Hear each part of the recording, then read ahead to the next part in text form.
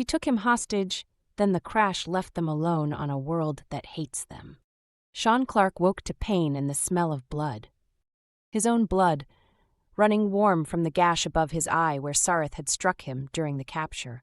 His wrists burned behind his back, secured in restraints tight enough to cut circulation. The transport's deck vibrated beneath him, thrumming with the distinctive pitch of a military jump drive charging for interstellar translation. He catalogued his situation through the haze, captured at the spaceport 6 hours ago, beaten efficiently when he'd resisted, dragged aboard her ship and locked down like cargo. His ribs ached where her boot had connected, and his jaw throbbed where her fist had introduced itself to his face with professional violence. The data chip remained in his boot. She hadn't found it yet. Small mercies. Footsteps approached, measured and deliberate. Sean kept his breathing steady, eyes closed, buying seconds to assess before engagement. Counterintelligence had taught him that information was weapon. Even knowing when your captor thought you were unconscious could be leveraged. "I know you are awake," Sarith said, her accented voice carrying that same sharp edge that turned human words into something alien. "Your pulse increased 30 seconds ago." Sean opened his eyes. She stood over him, all blue skin and pink hair and cold amber eyes that studied him like a specimen. Her armor caught the red emergency lighting, making her look carved from violence and shadow. "Enhanced hearing?" he asked. "Among other things." She crouched, bringing her face level with his, close enough that he could smell rain and electricity on her skin. "We have several hours before arrival. You will use that time to tell me where the decryption keys are hidden." "And if I don't?" Her hand shot out, gripping his throat. Not crushing, not yet, but the strength in those fingers promised she could snap his neck with the same effort most people used opening doors. She pulled him partially upright, forcing him to meet her eyes. "Then I will break you piece by piece until you do." Her thumb pressed against his carotid, restricting blood flow.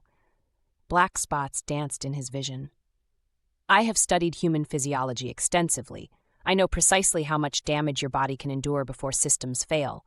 I know which bones cause the most pain when fractured. I know—" "You know torture," Sean interrupted, voice strained but steady. "Congratulations, want a medal?" She released him, letting him drop back to the deck. His head cracked against metal, sending fresh pain through his skull. She stood, looking down at him with something that might have been disappointment. "Defiance is predictable," she said. "Every subject begins with bravado. It never lasts." "Subject, that's what I am now." "You are a deserter who stole classified intelligence. You betrayed your oath, your unit, your species. What else would you be?" Sean worked his jaw, tasting blood. Someone who learned the truth about what our governments did. Someone who couldn't stay silent about it. "Truth." She turned away, moving to the command console. Her fingers danced over holographic displays, checking their trajectory. "You speak of truth as if it matters, as if your truth could justify treason." "Depends on what truth we're talking about." She glanced back, expression unreadable. "The evidence you carry is propaganda. Fabricated data designed to destabilize the alliance between our species. My government has seen your kind's capacity for deception before." "Have they?" Sean shifted position, trying to relieve pressure on his shoulders. "Or have they seen what happens when someone threatens to expose their own deceptions?" "Careful, Sean Clarke. Conspiracy theories will not save you." "Not theories. Facts. Documented, verified, encrypted facts that your superiors sent you to silence." He watched her spine, reading tension in the set of her shoulders. "Why do you think they want me dead rather than simply arrested? Why send an elite operative for a simple deserter?" "Because you are dangerous." "Because what I know is dangerous. There's a difference." She returned to him, and this time when she crouched, her hand went to the knife at her belt. She drew it, a wicked curved blade that looked designed for efficiency rather than ceremony, and pressed the flat against his cheek. Cold metal kissed his skin. "I could cut answers from you," she said quietly. "Start with fingers, move to tendons, work my way through your nervous system until pain is your entire universe, and giving me the codes is the only way to make it stop." Sean met her eyes, reading micro-expressions most humans would miss.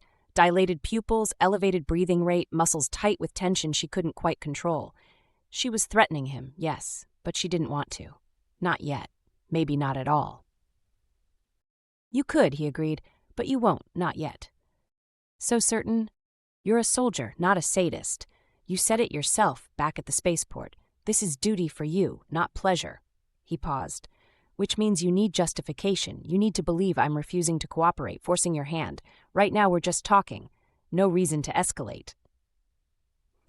Something flickered in those amber eyes. Surprise, maybe, or grudging respect. She sheathed the knife. You have trained in psychological resistance, she observed.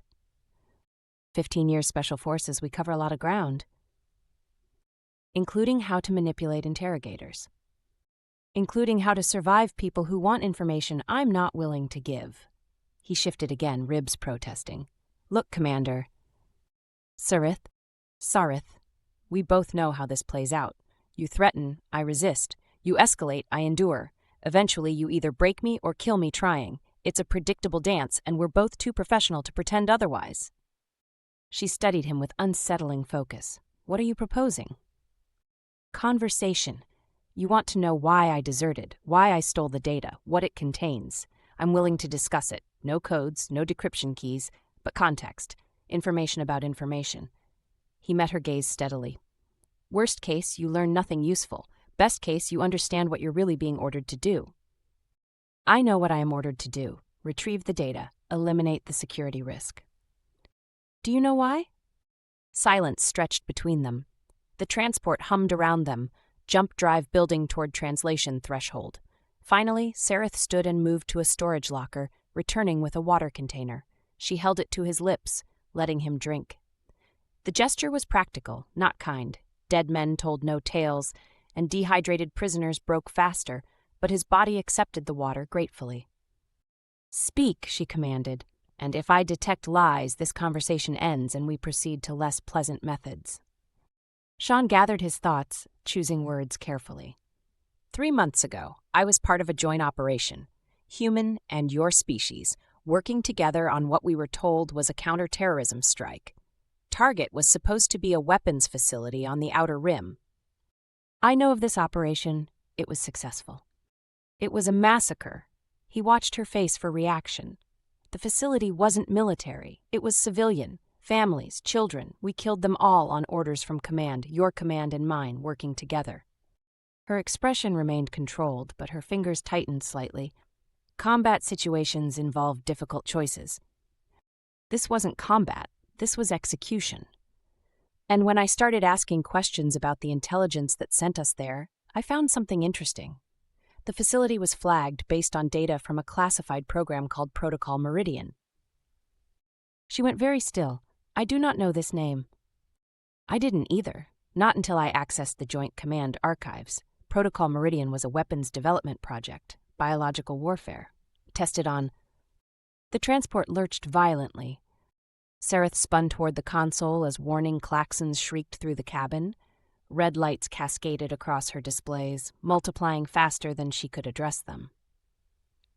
What is it? Sean demanded. She ignored him, hands flying over controls. Jump drive instability. We are. Her eyes widened. Someone sabotaged the navigation system. We are translating into uncharted space. Abort the jump. It is too late. We are past commitment threshold. The transport began to shake, rattling Sean's bones. Through the viewport, the normal blue-white of jump space shifted to sickly green. Brace! Sarith snapped, abandoning the console and throwing herself into the crash harness. Sean, still restrained on the deck, had nothing to brace against. The universe folded wrong. His body turned inside out, atoms screaming in protest as space-time compressed around them. The transport screamed with him, metal shrieking as forces it was never designed to handle, tore at the hull. Something exploded in the aft compartment. Smoke filled the cabin. Through the viewport, impossible colors strobed past. Red, purple, colors that had no names. Emergency translation in 5 seconds, Sarith shouted over the chaos. 4, 3. They hit reality like a bullet hitting water. The viewport showed sky, then ground, then sky again as they tumbled. Trees, skeletal dead, filled Sean's vision. Impact drove thought from his mind, replaced it with pure sensation. Ribs cracking, head striking metal, the restraints cutting into his wrists as his body tried to continue forward, while physics insisted he stop. Darkness took him. When Sean woke for the second time that day, smoke filled his lungs and blood filled his mouth. The transport had stopped moving. Emergency lighting painted everything red. Through the cracked viewport, he could see gray wasteland and ruins stretching to the horizon. Sarith hung in her harness, unconscious, blood running from her temple. And Sean Clarke, still restrained, realized that survival had just become significantly more complicated. Pain mapped Sean's body in exact detail: 3 cracked ribs, dislocated shoulder, concussion, lacerations across his face. The restraints had saved him from worse, but his wrists were raw where the metal had cut during impact.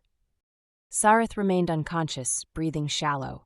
Blood matted her pink hair, and her left arm hung at a wrong angle. Compound fracture. The smart choice was clear: wait for her to die, escape the restraints, take the supplies, and disappear. Without her, he had a chance. With her, he had a warrior who'd promised to torture him to death. Sean tested the restraints. Military grade, but the mounting bracket had cracked on impact. He twisted, ignoring his screaming ribs, and applied pressure systematically. 3 minutes later, the bracket gave with a sharp crack. He fell to the deck, landing on his injured shoulder. White light exploded behind his eyes. He lay there, breathing through the agony. When he could move, he checked the cabin. Emergency supplies remained secured: medical kit, water, rations, survival gear. The data chip sat safe in his boot. Through the viewport, gray desolation stretched endlessly: dead vegetation, skeletal ruins against a dim sky. Sarith moaned, consciousness returning. Her eyes opened, unfocused, then snapping to clarity. She assessed instantly. Herself restrained and injured, him free, supplies accessible. She watched him with predator eyes, calculating. Sean retrieved the medical kit, approaching with hands visible. He stopped outside her reach. "I'm going to make you an offer," he said. "I do not negotiate with deserters. We're crashed on an unknown world. You're injured, I'm injured, and that jump sabotage wasn't random. Someone wanted us dead. My people will track the beacon." "Will they?" "Jump drive failures don't happen on military transports with triple redundant systems." He watched her process that. "Someone in your command wants you gone as much as me." Her jaw tightened. "I can get us out of this," Sean continued. "But I need you mobile, which means medical attention. Temporary truce. We work together until we figure out our options. After that, if you want to restart the murder plan, we can discuss it. Right now, survival takes priority." "Why would I trust you?" "You don't have to. You just have to recognize this is the only rational option." He held up the kit. "I'm going to treat your arm. You can resist and we both die, or accept help. Your call." She studied him, amber eyes cataloging every detail. "If you attempt to harm me..." "I won't, but if you try to restrain me again, this ends. Clear?" Pride and pragmatism warred across her features. "Clear." Sean worked the restraints, conscious she could end him the moment she was free. The restraints released. She moved her injured arm carefully, hissing through her teeth. He stepped back. "Let me see it," he said. She hesitated, then extended her arm. The break was severe, bone displaced, swelling darkening her blue skin. He worked with careful hands, straightening the fracture. Her muscles corded beneath his fingers. She made no sound, but sweat beaded on her forehead. "You have medical training," she observed. "Special forces, you learn field medicine or die." He secured the splint, checking circulation. "This will hold temporarily." She flexed her fingers. "Adequate." Her eyes met his. "Do not mistake pragmatism for gratitude." She stood, moving to the viewport, sidearm visible but holstered. "I know this place," she said quietly. "Where are we?" "Meridian 7. 20 years ago it was a joint colonial effort, human and my species attempting peaceful cooperation." "What happened?" "The alliance failed. War came. Both sides evacuated." She stared at the ruins. "The planet was declared a quarantine zone. No one comes here." "No rescue, then?" "Not officially." She turned. "If we remain, we will die. The colonists did not all evacuate. Some remained. And what this place did to them..." She paused. "We need to move before they find us." before who finds us? Movement flickered in the ruins, figures moving with jerky wrongness. Their voices carried, not speech, but something between screaming and laughter. Sarith's hand dropped to her weapon. Them. Sean grabbed the emergency pack. Sarith keyed the hatch, and they emerged into cold air that tasted of ash. The figures began running toward them, movements wrong, too fast and uncoordinated. "This way," Sarith commanded, moving with fluid efficiency despite her splint. Sean followed. At least 8 pursuers, maybe more. They spread to flank, coordinating. "They're intelligent," Sarith said, breathing controlled. "More than they appear." She led them between collapsed structures, cover, concealment, breaking line of sight. But the pursuers knew this terrain. They were being herded.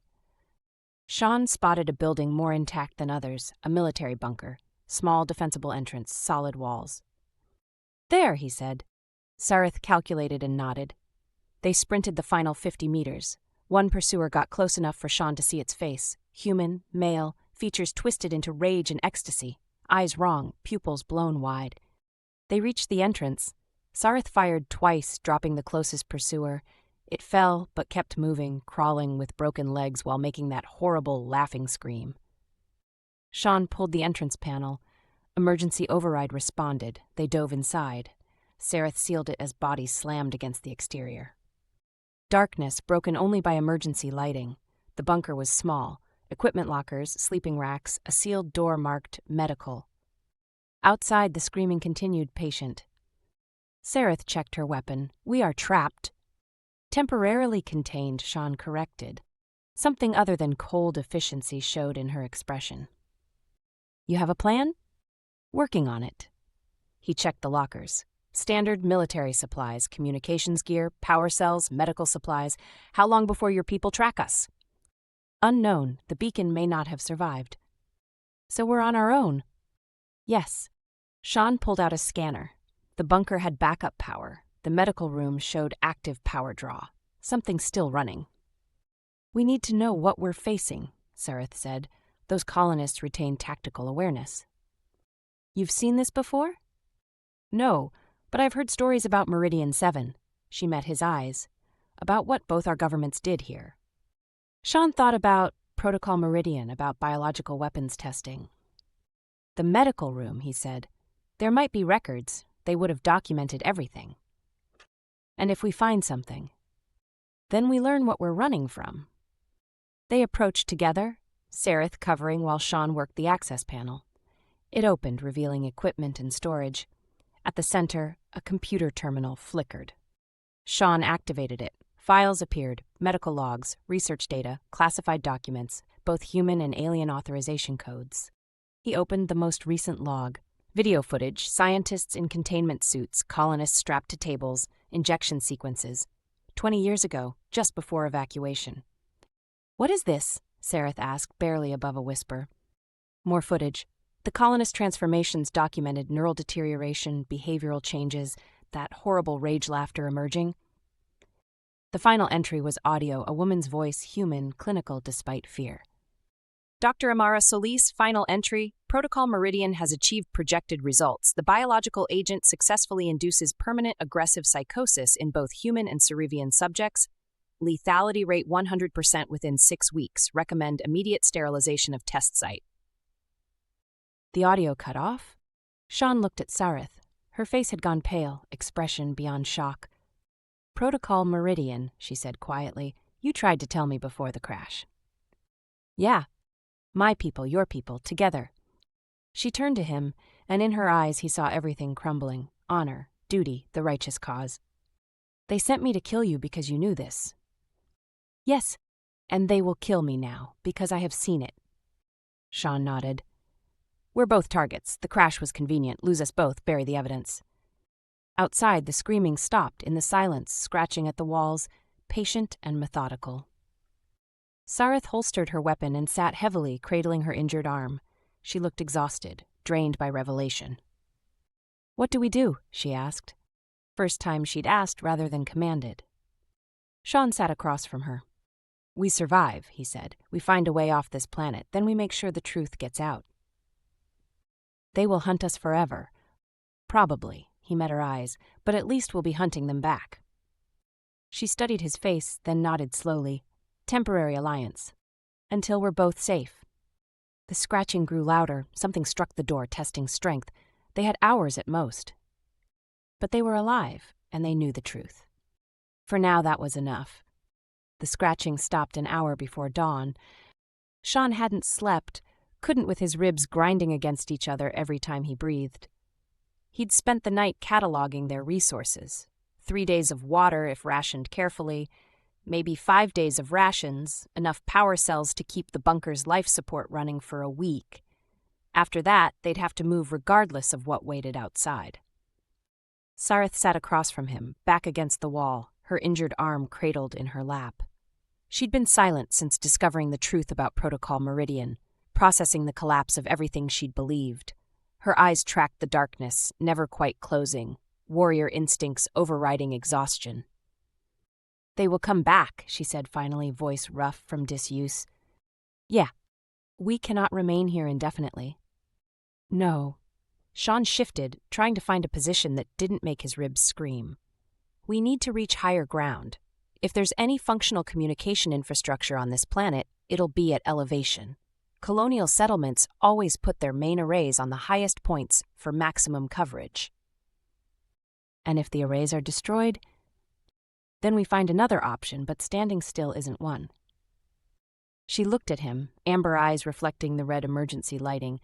"You are accustomed to this, operating without support, without backup. Special Forces trains you to be self-sufficient. You go in alone, you come out alone, and everything in between is your problem to solve." "Lonely work." "Sometimes." He met her gaze. "What about you? Elite operative, trusted with the most sensitive missions. That doesn't happen without years of proving yourself." "I earned my position through competence and loyalty." Her jaw tightened. "Or what I believed was loyalty. Now I discover I have been serving monsters who experiment on their own people." "Not just yours, mine too." Sean leaned forward despite the pain. "That's what makes Protocol Meridian so damning. It wasn't one rogue government. It was coordinated atrocity, both sides working together to create a weapon that turned people into what we saw out there. And then abandoning them to suffer." "Yeah." Sarith closed her eyes briefly. When she opened them again, something had shifted in her expression. The cold efficiency remained, but underneath it ran a current of anger, controlled but present. "I have killed for my government," she said quietly. "Eliminated targets, conducted operations that required absolute faith in my orders.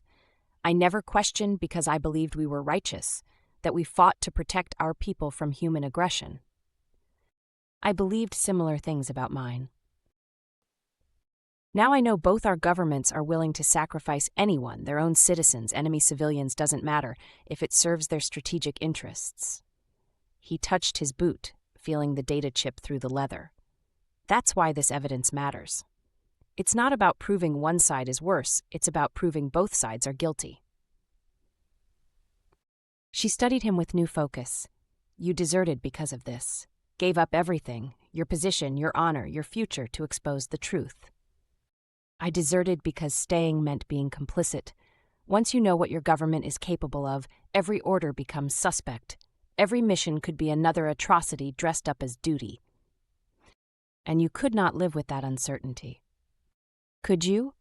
Sarith was quiet for a long moment. Outside, the wind picked up, howling through the ruins with a sound almost like voices. Almost. "No," she said finally, "I could not." Sean stood, testing his ribs. Still painful, but manageable with controlled breathing. He moved to the equipment lockers, pulling out a tactical map display. The portable unit flickered to life, projecting a holographic representation of Meridian 7's surface. "Colonial settlement was here," he said, pointing to a cluster of structures in the lowlands. "That's where we are now. Command and control would have been." He zoomed out, scanning for elevated positions. "There, approximately 40 kilometers northwest. Natural plateau, perfect for arrays and defensive positions." Sarith joined him, studying the terrain with professional assessment. "The route crosses open ground. No cover for the first 15 kilometers.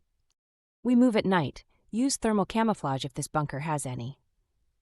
It will not protect us from those colonists they hunt by more than sight. Sound then, scent. We minimize both, move slowly, stay downwind, avoid anything that might draw attention. And if we are discovered anyway? Sean met her eyes. Then we fight. But fighting is a last resort. We're both injured, limited ammunition, unknown number of hostiles. Stealth gives us better odds.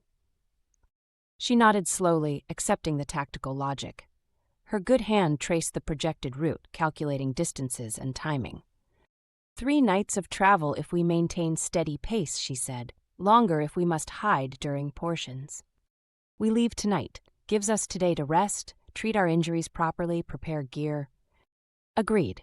They spent the next hours in practical silence, the kind that came from shared purpose rather than comfort. Sean raided the medical supplies, finding proper pain suppressants and antibiotics. Old but sealed containers suggested they remained viable. He injected himself first, feeling the drugs take edge off the constant ache. Sarith watched, then extended her injured arm without being asked. He administered the same treatment, then checked her splint. The swelling had decreased slightly, a good sign. It will heal, she said, more statement than question. If we keep it immobilized and avoid infection, you'll have reduced function for weeks, but you should recover full mobility eventually. Good. I will need it to strangle the commanders who sent me to die.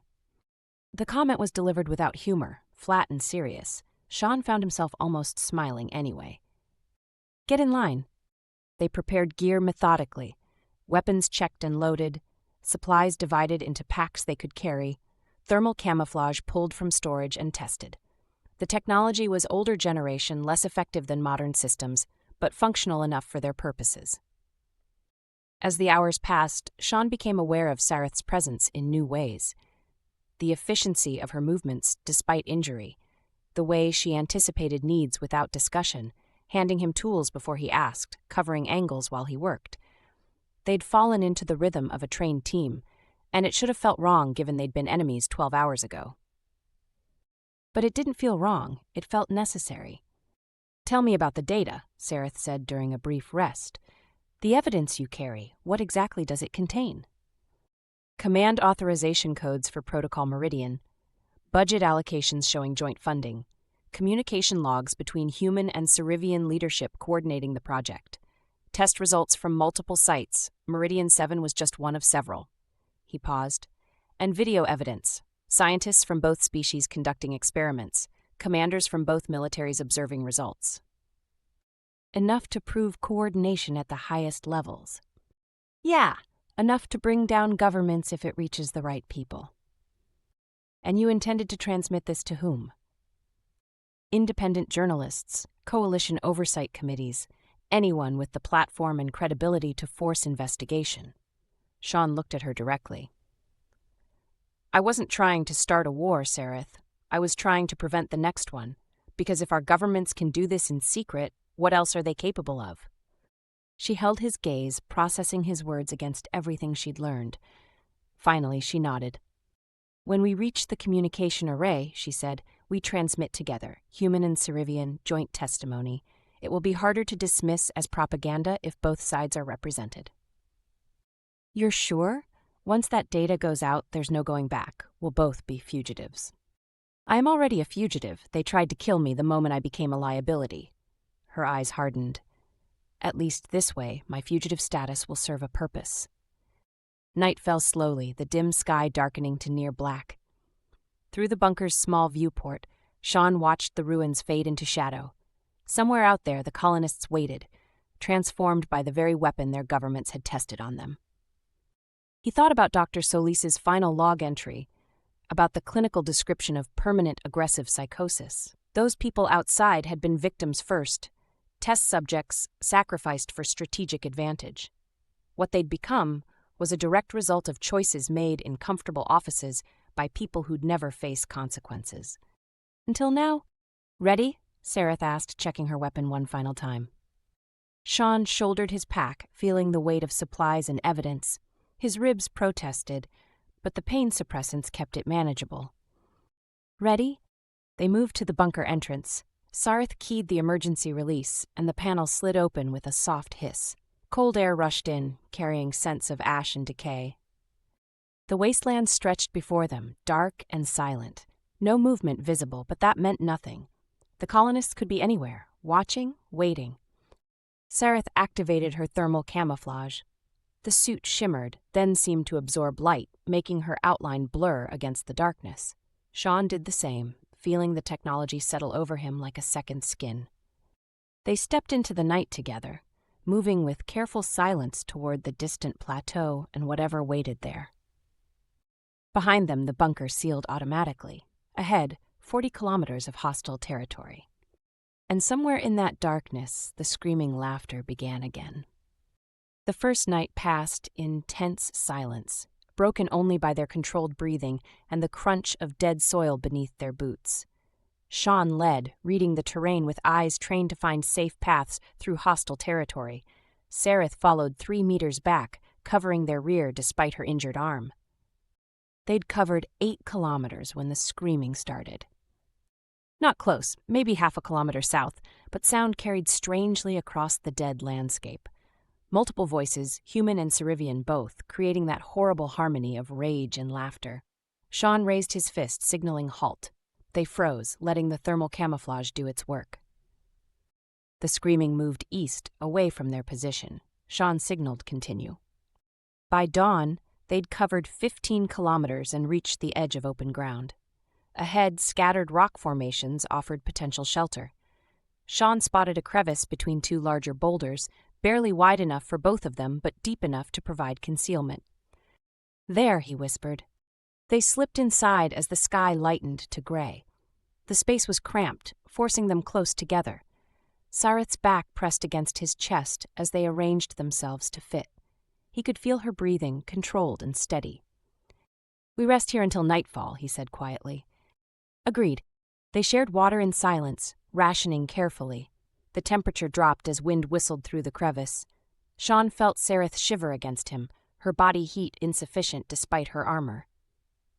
"Your species doesn't regulate temperature as efficiently," he observed.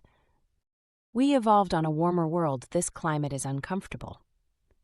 He shifted, opening his jacket. Body heat, practical, not personal. She hesitated, then leaned back into him. He wrapped the jacket around both of them. The contact was intimate by necessity, her body fitting against his with surprising ease. "Thank you," she said quietly. They sat like that for hours, neither sleeping but both resting. Sean found his attention drawn to details he'd been too focused to notice.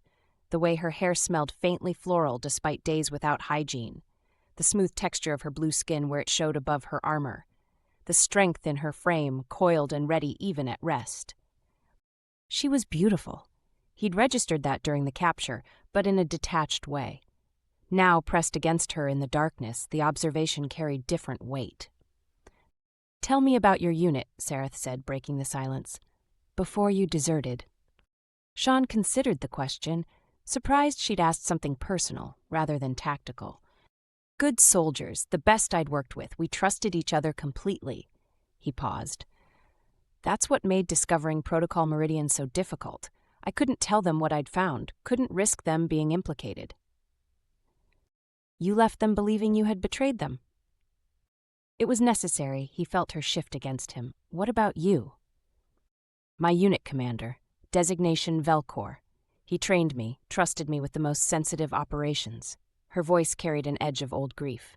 "He will believe I have dishonored everything he taught me." "Maybe, or maybe when the truth comes out, he'll understand you made the only choice honor allowed." "Perhaps." She was quiet for a moment. "Do you regret it, the desertion?" "No, I regret the necessity, but not the choice. Some things are worth sacrificing everything for." "Like truth." "Like truth." Her hand found his in the darkness, fingers interlacing with careful deliberation. The gesture was simple, but carried weight beyond the physical contact. Acknowledgement of shared sacrifice, shared purpose, shared isolation. Sean squeezed gently, and she squeezed back. They stayed like that until nightfall, then emerged to continue their journey. The second night brought them into rougher terrain. Rock formations gave way to ruins of smaller settlements, structures that had housed families before Protocol Meridian transformed the population. Sean saw evidence of violent ends: blast marks, dried blood, bones scattered and picked clean.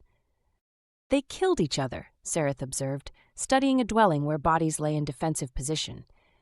After the transformation, the psychosis made them attack anything, even their own. The logs said lethality rate was 100% within 6 weeks. This is what that looks like. They moved through the ghost town in silence, haunted by what had been done here. Every structure told the same story. Families destroyed, communities shattered, all in the name of military advancement. A sound ahead stopped them both. Not screaming, but voices.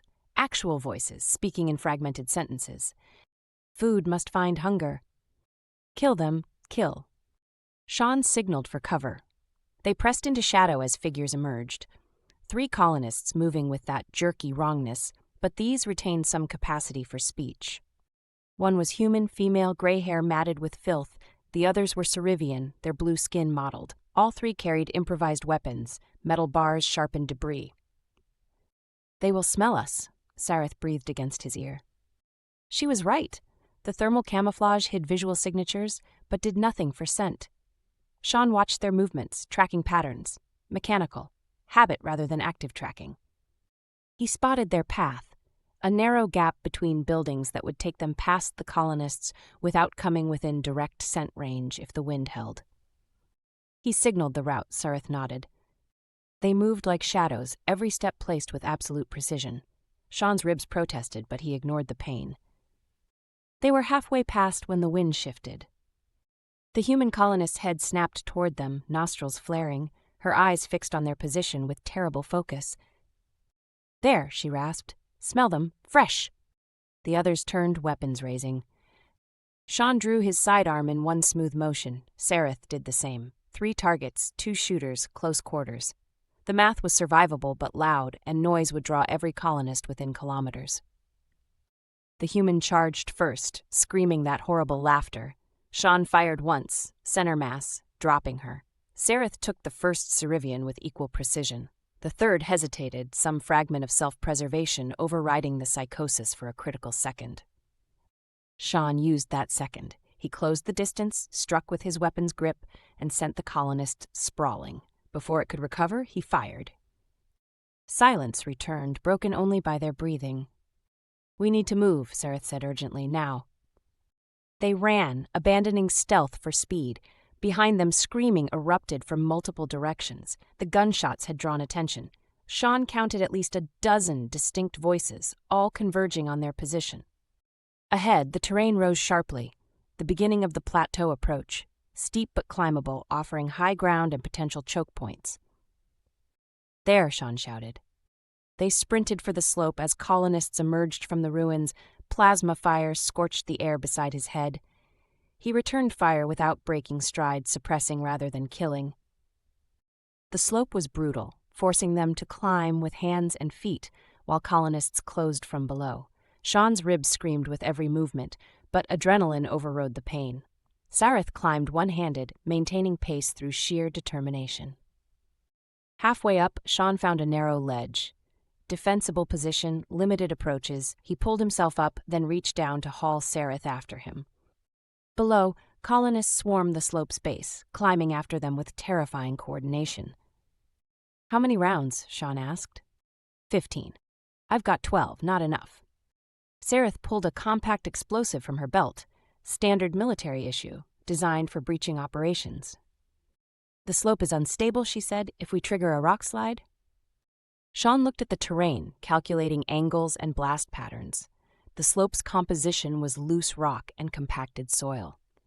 A properly placed charge could bring down enough material to bury or at least delay their pursuers. "Do it." Sarith set the charge, timer configured for 30 seconds. She wedged it into a crack in the rock face, then they climbed higher, racing the countdown.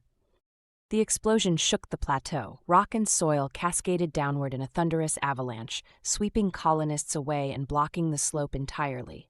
Screaming filled the air, then faded beneath the rumble of falling debris.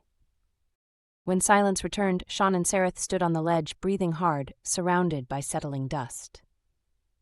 Below, the rockslide had created an effective barrier. Some colonists had survived, circling at the base, but the direct approach was blocked. That will not stop them permanently, Sarith said. No, but it buys us time. They continued climbing as night gave way to dawn.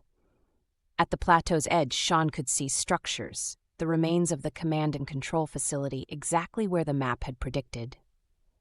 And rising from those ruins, a communications array, damaged but potentially functional. We made it, Sarith said, something like relief in her voice. Sean allowed himself a moment of satisfaction. Then he saw the figures moving among the ruins ahead. More colonists, dozens of them, clustered around the very facility they needed to reach. We made it halfway, he corrected. Sarith followed his gaze and her hand found his again. Together, she said. Together, he agreed. They descended toward the facility and whatever waited there. The communications facility sprawled across the plateau's peak, a maze of collapsed structures and twisted metal that had once coordinated an entire colony's operations. Now it hosted something worse than ghosts. Sean counted at least 20 colonists moving through the ruins, their jerky movements creating patterns that suggested territorial behavior rather than random wandering. They'd claimed this place, made it theirs through whatever remained of their damaged minds. We cannot fight through that many, Sarith said, crouched beside him behind a collapsed wall. No, but we don't have to fight all of them. Just get past them long enough to reach the array and transmit. And then we find somewhere defensible and hope the message reaches someone who gives a damn. She looked at him, amber eyes searching his face. You know the probability of survival past transmission is minimal. Yeah, and yet you persist. Because the alternative is letting them win, letting Protocol Meridian stay buried while our governments prepare the next atrocity. He met her gaze steadily. I'd rather die making sure that doesn't happen than live knowing I could have stopped it. Something shifted in her expression. Respect, maybe, or recognition of shared conviction.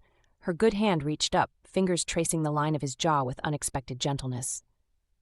You are not what I expected, she said quietly. What did you expect? A coward, a traitor motivated by fear or greed. Her thumb brushed his cheekbone. Instead, I find someone willing to sacrifice everything for principle. It is admirable. Sean caught her wrist, holding her hand against his face. The contact sent heat through him that had nothing to do with survival necessity. Her skin was warm despite the cold smooth beneath his fingers. You're not what I expected either, he admitted. I thought you'd be a mindless soldier following orders without question, but you questioned. You chose truth over duty. We both did. The moment stretched between them, charged with awareness that had been building since the bunker, since the shared warmth in the crevice, since every moment of enforced intimacy and mutual dependence. Sean felt the pull of it, the desire to close the distance between them, to replace analysis with action. Sarith leaned closer, her breath warm against his lips. If we are to die today, we're not dying today. But if we do, she continued, eyes never leaving his, I would not wish to die with regrets. Sean closed the remaining distance, capturing her lips with his. The kiss was fierce, desperate, carrying all the tension and fear and unlikely connection they'd forged through shared trauma. Her hand fisted in his jacket, pulling him closer despite their injuries, despite the tactical insanity of the moment. He tasted her, alien and familiar simultaneously, electricity and rain and something uniquely her. His hand tangled in her pink hair, careful of her wounds, and she made a sound low in her throat that sent fire through his veins. They broke apart, breathing hard, foreheads pressed together. When this is over, Sean said roughly, when we've transmitted the evidence and survived whatever comes after. Yes, Sarith interrupted, understanding the unfinished question. Yes. He kissed her again, briefer this time, then forced himself to focus on the tactical situation. The colonists hadn't noticed them yet, but dawn was breaking, reducing shadow cover with every passing minute. The array, he said, pointing to a structure at the facility's center. Still mostly intact, the dish pointed skyward at an angle suggesting functionality. We need a distraction, something to pull the colonists away from our approach route. Sarith studied the terrain with professional focus, though her lips remained swollen from their kiss. There, the fuel depot. If we can trigger a controlled explosion on the far side of the facility, it will draw their attention. Can you hit it from here? With proper bracing, yes. Sean positioned himself, creating a stable platform with his body despite his protesting ribs. Sarith settled against him, sighting carefully with her weapon. The shot was long, easily 300 meters, requiring compensation for wind and elevation. She breathed out slowly, finger tightening on the trigger. The plasma bolt streaked across the plateau, striking the fuel depot dead center. The explosion was massive, sending flames and debris skyward. Colonists screamed, converging on the blast site with single-minded focus. "Move," Sean commanded. They ran for the array, using the chaos for cover. The structure's base was accessible through a partially collapsed entrance. They slipped inside, finding themselves in a control room surprisingly intact. Dust covered everything, but the equipment remained functional under emergency power. Sean dropped his pack, pulling out the data chip. He located the transmission terminal, fingers flying over the interface as he established connection protocols. "How long?" Sarith asked, positioning herself at the entrance to cover their approach. 5 minutes to establish satellite link, another 3 to upload and scatter the transmission across multiple channels. They will find us before then. I know. The terminal came to life displaying connection status. Sean inserted the data chip, initiating the upload sequence. Progress bars crawled across the screen with agonizing slowness. Outside, screaming grew closer. The colonists had investigated the explosion and found nothing worth their attention. Now they were returning, and some would inevitably check the array. Sarith fired twice, dropping colonists who'd gotten too close. "We have company." Sean kept his eyes on the screen. 60% uploaded. The data was scattering now, bouncing through relay stations, creating redundant copies across communication networks. Even if they were stopped now, fragments would survive. More weapons fire. Sarith's position was becoming untenable as colonists pressed closer.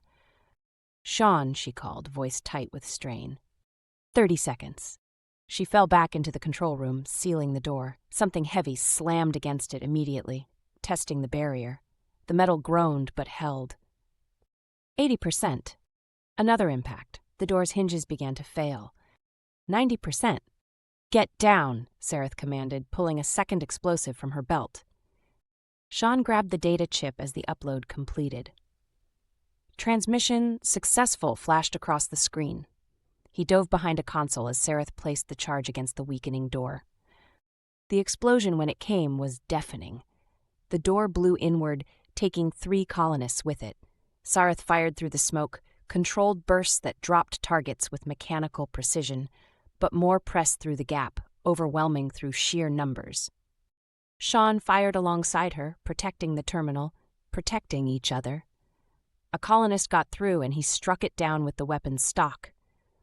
Another lunged at Sarith and she broke its neck with her good arm before it could connect. But they were being pushed back, step by step, toward the control room's rear wall. "The data is out," Sean shouted over the chaos. "We did it." "Good," Sarith replied, dropping another colonist. "Then let us ensure we survive to see the consequences." She triggered her final explosive, tossing it toward the entrance. They dove through a side door as the blast collapsed the structure's front half, burying colonists and creating temporary barrier. They emerged into dawn light, running across the plateau toward the far edge, where steep cliffs offered last stand positions. Behind them, surviving colonists gave chase, their screaming carrying both rage and something that might have been triumph. Sean and Sarith reached the cliff edge, spinning to face their pursuers, backs to open air, weapons raised, injured but unbroken. The colonists slowed, spreading to surround them, 20, maybe more, all that remained of people who'd been sacrificed to Protocol Meridian's testing. In their ruined faces, Sean saw humanity and Sirivian features twisted by what had been done to them. "I am sorry," Sarith said quietly, addressing the colonists, though they couldn't understand, "for what was done to you, for the role my government played in your suffering." "Mine too," Sean added. "You deserved better. You all deserved better." The colonists hesitated, some fragment of recognition flickering in their damaged minds. Not understanding, perhaps, but responding to tone, to the genuine grief in their voices. Then, from above, the sound of engines. Sean looked up to see a shuttle descending, its hull marked with Independent Coalition insignia. The transmission had been received. Someone had responded. The shuttle's weapons opened up, suppression fire driving the colonists back. A hatch opened, and a figure leaned out, gesturing urgently. "Come on," Sean said, grabbing Sarith's hand. They ran for the shuttle as it touched down, diving through the hatch as plasma fire scorched the air around them. The shuttle lifted immediately, climbing away from the plateau and the screaming below. Inside, a woman in Coalition uniform studied them with sharp eyes. "Sean Clarke and Sarith of the Sirivian Command. Your transmission has created quite the situation. Both your governments are demanding your immediate return for trial." "I imagine they are," Sean said, still gripping Sarith's hand. "They can demand all they wish," Sarith added. "We are not going quietly." The woman smiled grimly. "Good, because we have questions, and you two have just given us the leverage to ask them properly. Welcome to protective custody." The shuttle broke atmosphere, leaving Meridian 7 behind. Below, the planet's gray surface held its secrets and its victims, testimony to what governments would do when unchecked. But the evidence was out, the truth was spreading, and two people who'd been enemies had become something else entirely, partners, allies, and perhaps more. Sean looked at Sarith, seeing his own exhaustion and relief reflected in her amber eyes. "What happens now?" she asked. "Now we testify, we face whatever comes. Together." She leaned against him, and he wrapped his arm around her shoulders, holding her close as they left the wasteland behind.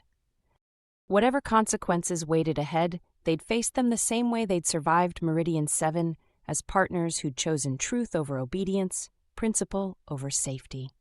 And as two people who'd found connection in the most unlikely circumstances, forged through shared trauma into something neither could have anticipated, but both now refused to surrender. The future was uncertain, the fight was just beginning. But they were alive, the truth was out, and they had each other. For now that was everything.